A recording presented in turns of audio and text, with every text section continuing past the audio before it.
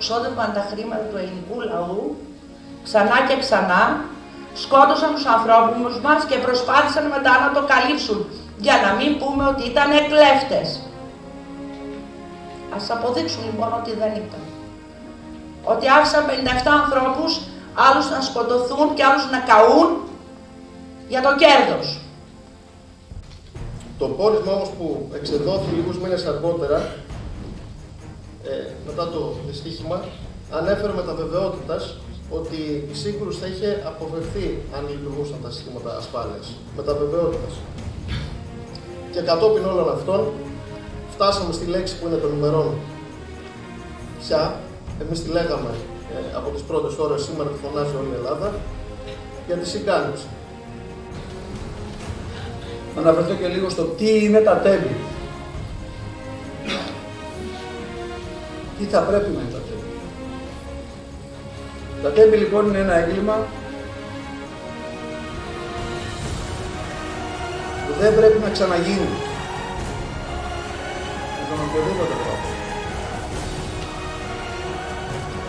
Βλέπουμε όμως ότι ακόμα και σήμερα, μετά από 2 χρόνια, ο σιδηρόδρομος είναι επισφαλής, ακατάλληλος και επικίνδυνος. Γι' αυτό και κατατέθηκε 12-12-24, μήνυση από μένα, για την αυτόφορη διαδικασία που δεν έχει ασυλία. Πρέπει να πάει ο εισαγγελέας να του συλλάβει. Τελείται το κακούργημα της διατάραξης ασφάλειας των κοινωνιών, διότι δεν έχουν θεσπιστεί εθνικοί κανόνες ασφαλείας όσο οφείλουν από το 19.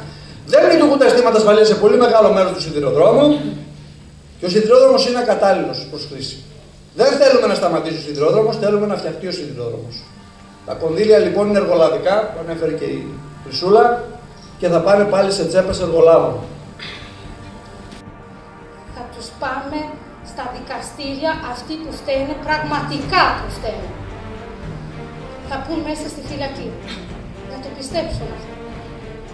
Και ο κύριος Καραμανλής, και ο κύριος Τραπόπουλος, και όλοι με τη σειρά τους.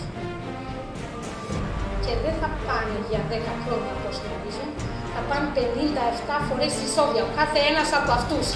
Για τα 57